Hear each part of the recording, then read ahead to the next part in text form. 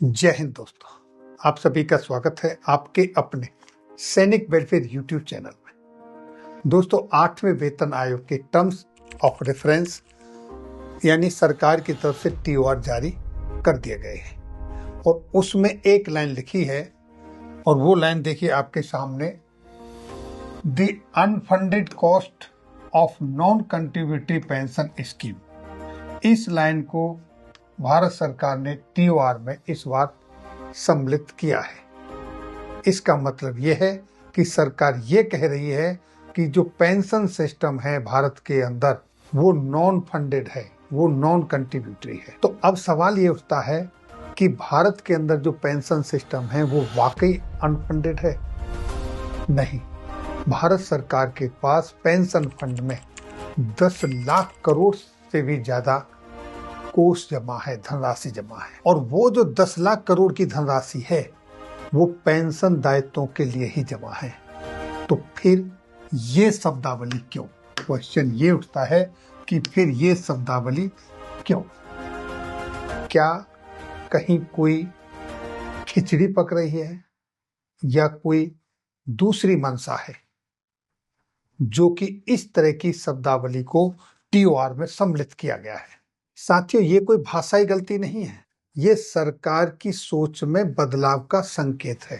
क्योंकि अब सरकार पेंशनर्स को राइटफुल बेनिफिशियरी नहीं बल्कि फिस्कल बोझ की तरह पेश कर रही है। इसीलिए all India defence employees federation और national coordination committee of pensioners association की तरफ से इसके अगेंस्ट में विरोध अपना दर्ज कराया गया है। उन्होंने इस पर कंसर्न जाहिर किया है और उनकी तरफ से माननीय वित्त मंत्री जी को लेटर भी लिखा है।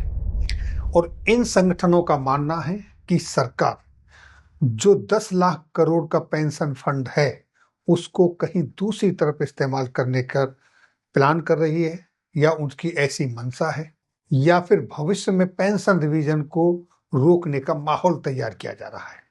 और साथियों, अगर ऐसा हुआ तो ये न सिर्फ नैतिक विश्वासघात होगा बल्कि ये अनुच्छेद 14 समानता के अधिकार का भी उल्लंघन होगा। दोस्तों, 1983 में सुप्रीम कोर्ट की तरफ से एक ऐतिहासिक फैसला दिया गया था पेंशन पर, और वो केस था डीएस नकारा वर्सेस यूनियन ऑफ इंडिया।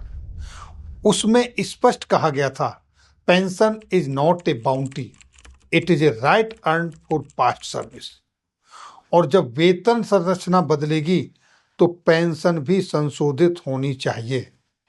यानी कि सरकार पेंशन रिवीजन, पेंशन संशोधन से मुंह नहीं मोड़ सकती। और जब कोर्ट का ऐसा आदेश है, सरकार पेंशन रिवीजन से मुंह नहीं मोड़ सकती और टीओआर में अगर ये शब्दावली बनी रही, जैसा कि मैंने अभी यहाँ आपको दिखाया, ये शब्दावली बनी रही, तो फिर ये उस फैसले को तोड़ने के बराबर होगी। यानी कि सुप्रीम कोर्ट का वो फैसला सीधे सीधे तोड़ा जाएगा। साथियों, इसको लेकर एक और चिंता जब बढ़ जाती है जब आपने देखा होगा फाइनेंस बिल 2025 जो आया था और वो बैक डेट 1972 से लागू किया गया है। उस बिल को लेकर कई रिटायर्ड अधिकारियों का मानना यह है कि इस बिल से जुडिशियली प्रोटेक्टेड पेंशन राइट्स को कमजोर करने का कदम उठाया गया है। यानी कि इससे भविष्य में पेंशन का रिवीजन और उसे डिले करने की गुंजाइश बढ़ जाती है। और अगर ऐसा होता है तो केंद्रीय कर्मचारियों, करोड़ों पेंशनरों को जो आज पेंशन पर जीवित हैं, उनके साथ धोखा होगा, नाइंसाफी होगी। और पेंशनरों के साथ साथ जो आज सेवारत कर्मचारी हैं उनका भी सरकार से भरोसा उठ जाएगा। तो दोस्तों, इस संदर्भ में national coordination committee of pensioners association की तरफ से 4 स्पष्ट मांगे रखी गई हैं। और वो मांगे इस तरीके से हैं पेंशनर्स के लिए जो टीओआर जारी हुए हैं उनको लेकर कि नंबर 1, टीओआर से अनफंडेड नॉन कंट्रीब्यूटरी शब्द हटाए जाएं। पेंशनरों को आयोग की सभी चर्चाओं में शामिल किया जाए। 10 लाख करोड़ के पेंशन कोष को सुरक्षित रखा जाए, केवल पेंशन भुगतान में इस्तेमाल हो।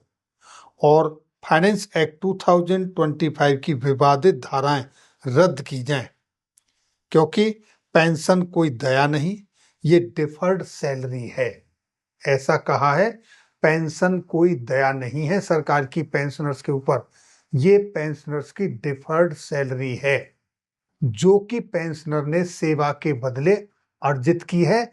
और ये पेंशनर्स नहीं, सुप्रीम कोर्ट अपने डीएस नकारा कोर्ट केस में कह चुका है। जो अपना उसने वर्डिक्ट दिया है उसमें सुप्रीम कोर्ट ये कह चुका है। तो साथियों, पेंशनर वो लोग हैं जिन्होंने अपने जीवन का वो गोल्डन बहुमूल्य समय दिया है जो कभी लौट के वापस नहीं आ सकता, और उसके बदले उनको पेंशन देने का प्रोविजन रहा है। पेंशनरों को बोझ ना समझा जाए, उनके साथ इस तरह की नाइंसाफी ना हो।